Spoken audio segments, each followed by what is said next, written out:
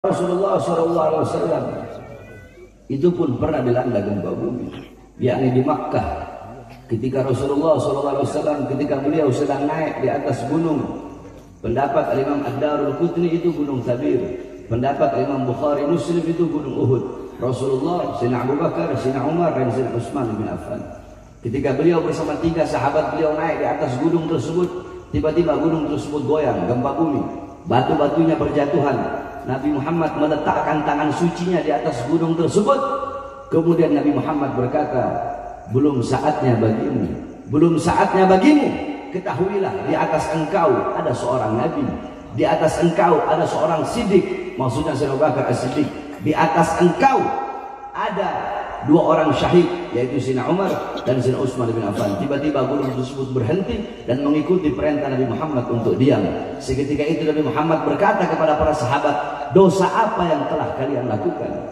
Maksiat apa yang telah kalian lakukan? Sehingga Allah berikan gempa bumi ini walaupun sesaat. Di zaman Sayyidina Umar bin Abdul Aziz, ketika itu ditimpa zilzal, gempa bumi. Kemudian Sayyidina Umar bin Abdul Aziz mengirimkan surat kepada para gubernur-gubernur, yang isi suratnya, bertobatlah kalian wahai para gubernur, keluarkan harta kalian, sedekahkan di jalan Allah untuk menolak datangnya bala dan bencana dari Allah Subhanahu wa taala. Sayyidina Ka'ab bin Malik radhiyallahu anhu, beliau pernah ditanya pendapatnya tentang zilzal, tentang gempa bumi. Apa jawab beliau? Tidaklah terjadi gempa bumi tersebut melainkan terlalu banyak hamba-hamba yang berbuat dosa, berbuat maksiat, berbuat salah di muka buminya Allah, sehingga bumi saking ketakutan, bumi tersebut berguncang karena takut kepada Allah. Bumi itu gemetar. Orang kalau takut gemetar. Nah, bumi dia gemetar karena takut kepada Allah Subhanahu wa taala. Kenapa? Karena terlalu banyak hamba-hamba yang berbuat dosa di atasnya. Sayyidatuna Aisyah radhiyallahu anha pernah ditanya oleh Sayyidina Anas bin Malik pendapat beliau tentang gempa bumi. Apa jawab beliau? Tidaklah terjadi gempa bumi kecuali 3 hal telah merajalela. Ini sengaja saya sampaikan agar saudara-saudara bisa tahu dan agar kita bisa tahu apa penyebab gempa bumi yang diajarkan dalam Islam. Apa jawab Sayyidatuna Aisyah?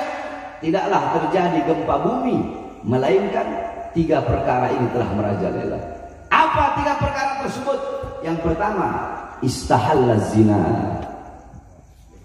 Perzinahan itu telah menjadi sesuatu yang halal. Orang-orang tidak lagi malu. Yang tua, yang muda, pagi, siang, sore, malam mereka berzina di mana-mana. Coba kita lihat. Di pinggir-pinggir jalan, pemuda-pemudi saling cium-ciuman. Pemuda-pemudi membuka auratnya. Pemuda-pemudi berzina di pinggir jalan. Zina sudah menjadi sesuatu yang halal. Zina itu dosa besar, saudara-saudara. Akan tetapi orang yang berzina secara sembunyi-sembunyi dengan orang yang berzina secara terang-terangan, dosanya lebih besar orang yang berzina secara terang-terangan. Coba kita lihat anak-anak muda kita, yang paling banyak berzina, yang paling banyak melacur, yang paling banyak mabok-mabokan, yang paling banyak narkoba, yang paling banyak berjudi, bukan orang Kristen, bukan orang Buddha, bukan orang Hindu, tetapi abnaul muslimin, putra-putri Islam kita yang paling banyak berbuat dosa dan berbuat maksiat, saudara-saudara. Yang pertama, istahalla zina. Zina menjadi sesuatu yang halal, dianggap halal. Yang kedua, istibahal khumur. Khamr, minuman keras, dianggap sesuatu yang boleh, dianggap sesuatu yang mubah. Orang mabuk di pinggir jalan itu minuman keras sudah bagaikan air, saudara-saudara. Enggak punya rasa malu dan takut kepada Allah Subhanahu wa taala. Yang ketiga, wadarabu bil ma'azif.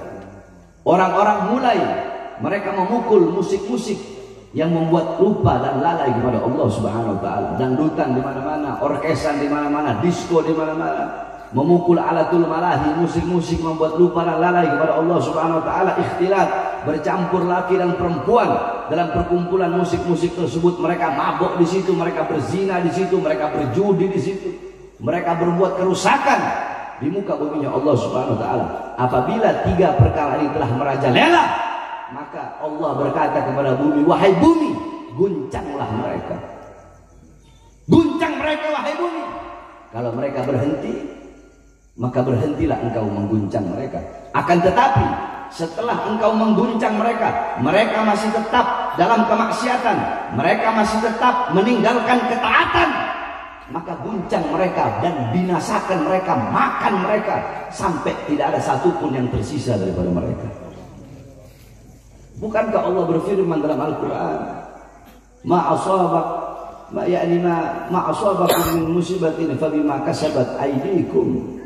Apa-apa yang menimpa kalian daripada musibah itu akibat perbuatan dari tangan kalian sendiri. Ma asabaka min hasanatin faminallah wa ma asabaka min sayyi'atin famin nafsik. Apa-apa yang menimpa dirimu daripada kebaikan itu datangnya dari Allah, dan apa-apa yang menimpamu daripada keburukan itu akibat perbuatan dirimu sendiri. Oleh karenanya saudara-saudara, dengan adanya gempa bumi, dengan adanya tanah longsor, kebakaran, banjir, tsunami, dan bencana-bencana lainnya, jangan kita bertanya kepada Allah, ya Allah kenapa kau berikan gempa bumi? Ya Allah kenapa kau berikan tsunami? Ya Allah kenapa kau berikan kebakaran, kau berikan tanah longsor? Jangan sekali-kali kita bertanya kepada Allah, tapi tanyakan kepada diri kita, tanyakan kepada diri saya Bahar bin Smith, tanyakan kepada diri engkau, tanyakan kepada diri kita masing-masing, tanyakan kepada para ulama-ulama kita, tanyakan kepada para ustadz, kepada para kiai, kepada para habaib, kepada para penceramah-penceramah, kepada guru-guru agama, tanyakan kepada para pemerintah-pemerintah, tanyakan kepada para RT, RW, lurah, camat, bupati, wali kota, gubernur, menteri, presiden, tanyakan kepada anak-anak muda kita, tanyakan kepada orang tua kita, tanyakan kepada masyarakat kita, tanyakan kepada warga kita, tanyakan kepada umat, tanyakan kepada diri kita, perbuatan dosa apa, maksiat apa, ketaatan apa yang kita tinggalkan, perbuatan dosa dan maksiat apa yang kita lakukan sehingga mengundang bala, musibah dan bencana dari Allah untuk bangsa dan rakyat kita, saudara-saudara. Jangan bertanya kepada Allah, tapi tanyakan kepada diri kita sendiri. Terlalu banyak perbuatan dosa dan maksiat yang kita lakukan. Saudara-saudara, gempa bumi yang terjadi di Cianjur, berapa banyak perempuan-perempuan, anak-anak kecil yang tidak berdosa wafat, meninggal dunia. Asyuyuh, orang-orang yang sudah tua yang tidak berdosa meninggal dunia.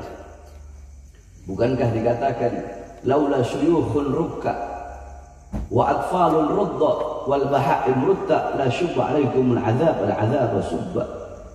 Kalau bukan karena orang tua yang selalu ruku, kalau bukan karena anak-anak kecil yang menyusui, dan kalau bukan karena binatang-binatang ternak yang butuh kepada makanan, maka sudah pasti Allah berikan kepada kita azab yang sangat besar. Nah, saudara-saudara, banyak korban-korban tidak berdosa wafat, meninggal dunia di dalam gempa bumi atau tsunami atau lain-lainnya. Nah, yang terjadi gempa bumi di Cianjur itu bisa jadi karena perbuatan dosa yang telah kami lakukan, sehingga saudara-saudara kami yang ada di sini di Cianjur yang tidak berdosa merasakan daripada musibah yang Allah berikan akibat perbuatan-perbuatan dosa yang telah kami lakukan. Oleh karenanya mari sama-sama kita kembali kepada Allah Subhanahu wa taala. Takutlah kita kepada Allah Subhanahu wa taala. Jangan pernah merasa aman dari azab dan siksa Allah Subhanahu wa taala. Jangankan kita hamba yang banyak dosa, saudara-saudara. Dikatakan bahwasanya Nabi Allah Adam alaihissalam ketika makan buah khuldi, Allah turunkan di India di bawah kaki gunung Himalaya. Iblis Allah turunkan di Basrah, Siti Hawa Allah turunkan di Jeddah.